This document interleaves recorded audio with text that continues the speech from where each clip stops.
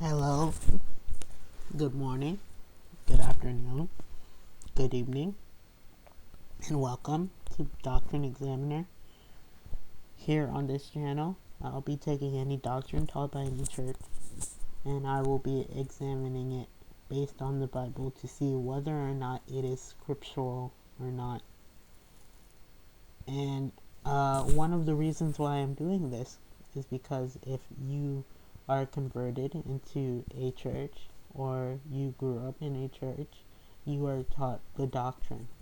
But there are many churches with many doctrines, and there are many sects of Christianity, and there are opposing doctrines that churches have. And so, here is a place, this is going to be a place where we discuss doctrine to see whether or not it is scriptural, to get true doctrine. And I know that when you are raised or you are growing up in a church, you are taught their doctrine. But there has to be a point in time where you question, is this doctrine which I have learned, is it true? Because there are many churches teaching many doctrines.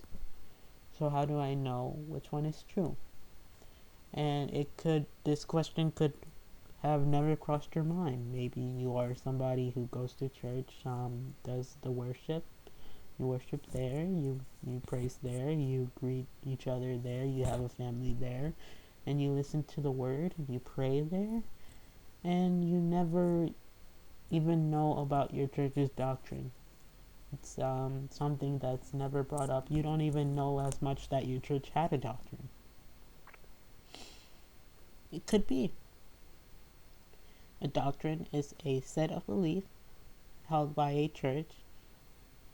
So it's a set of beliefs common to that church. And maybe you don't know what your church's doctrine is. You know, the preacher, he gets up and he preaches from the word. But you're not sure about what that doctrine is. So it could be very well that you had no idea that your church as much had a doctrine. It's very true. So here's an example of a doctrine. So let's say a church believed that a believer in the Lord cannot die, but there are funerals, and what happened about so-and-so's funeral, and well, don't people die all the time, and don't Christians die, and didn't Stephen wasn't he the first martyr of Christianity, of Christendom? A believer in the Lord cannot die, but has already passed from death to life, because he has believed in the one who is life, and because he lives, he shall live also. So if I can find this in the Bible, then very well I can say yes, that this doctrine, this denomination holds. It's correct doctrine, and yes, the Bible does teach this. Process. First, I will explain what the doctrine is. I will use the original exact general creed of what the doctrine is. That way, everyone here understands what it is that this doctrine is saying. And then I will reason from the scriptures on why I think it is right or wrong, the doctrine that is being discussed. And then after all, debate it, because my word is not the final, the end of it. You know, I found it in the scripture. I may have missed something. I may be using the scriptures in a very wrong way to be using it. So then, how this works is that somebody will email me, hopefully, and ask a question. What about this and that? Then I will respond to them, either directly or maybe on this channel. That way, because somebody might also have that question. You know, if that question gets asked a lot in the comments, okay, that's a question I should look at. Or maybe they want to actually come on the channel and discuss it and debate it. That is very good for learning. Debates are very good for learning because you get two opposing sides, and then you get, when you see them kind of iron each other out and hash it out, that's where you get truth. Debate in the Bible.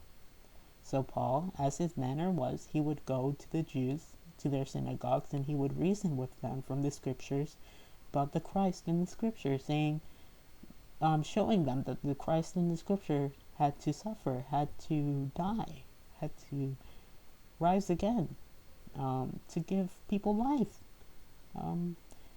That this Christ of the scriptures, he had to do that. And did not Jesus do that?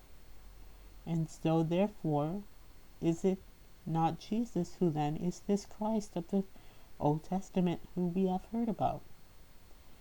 And had the scriptures ought not say that what happened to him had to have happened, and that he rose again? And that to this day, Paul's day, you can go and see his tomb is empty. The stone is rolled away. There were two soldiers posted there. How is it that both of them fell asleep? And that the disciples came and took his body?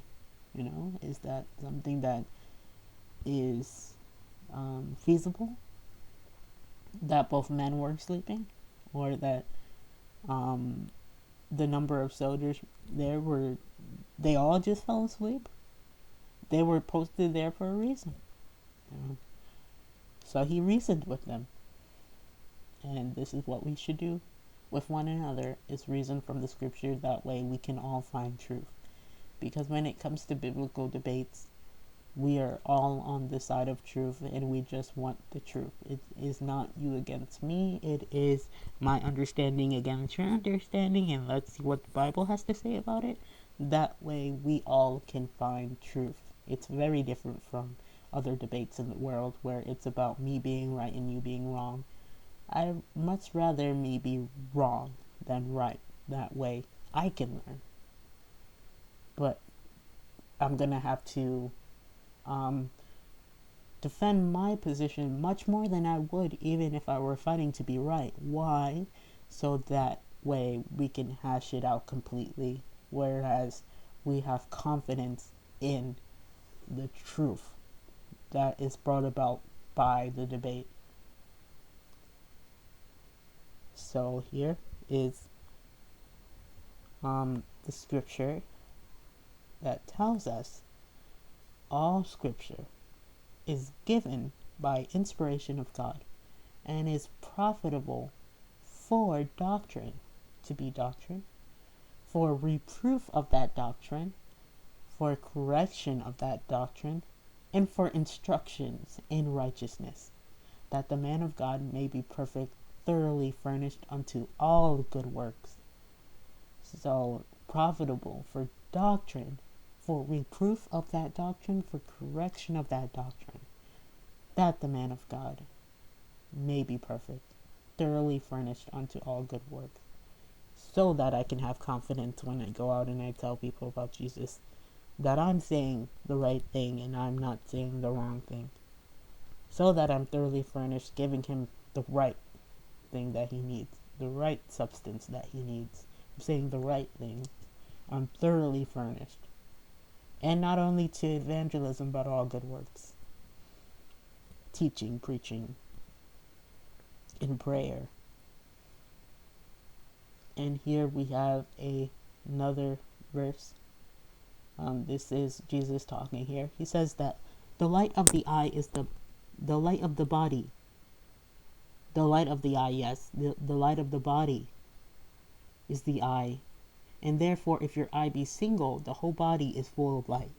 So the light of the eye, if your eye has the light in it, then your whole body is full of light.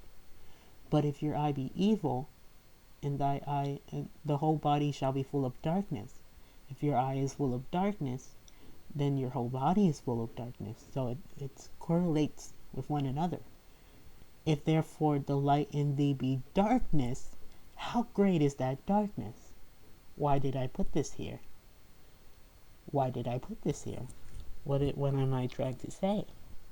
No matter where you come from, whether you are Catholic, Pentecostal, charismatic, evangelistic, morphistic, Baptist, a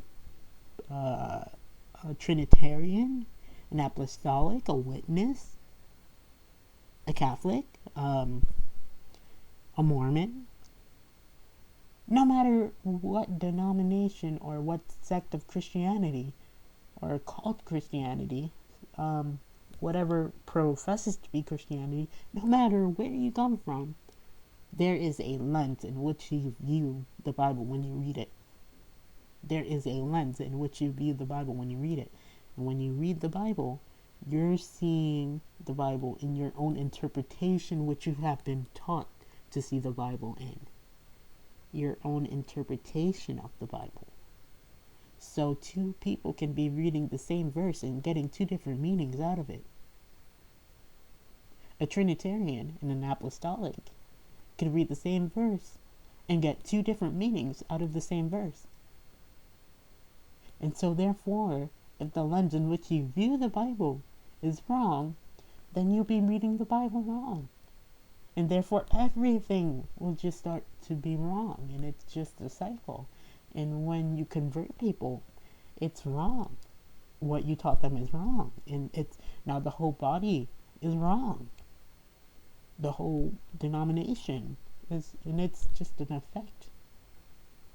But if you take your lens off, whatever lens that might be, and just read the words for what they say, then your eye is full of light. And when you teach it, you're teaching light, and you're pouring in light into your body, and light into your congregation, and light into everything, and everything is being filled with light.